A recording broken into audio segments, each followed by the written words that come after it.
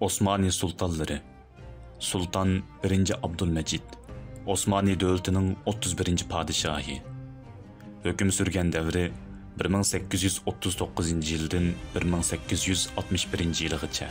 U 2. Mahmudning cho'ng o'g'li bo'lish sifati bilan 1839 yili 1 iyul taxtga o'ltirdi. Padişahlıqning tunji yilida texicha hal bo'lmagan Misr masalasi bilan hapilashdi.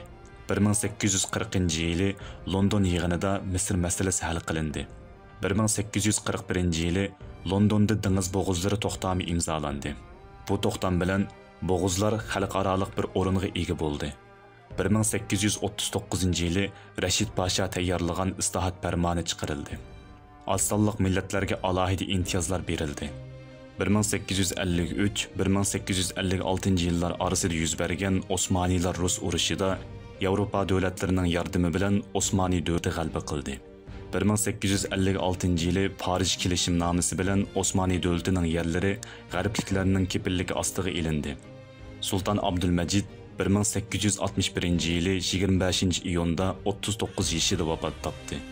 U taxtga o'ltirgan dastlabki yillarda xalqning umidiga aylangan edi.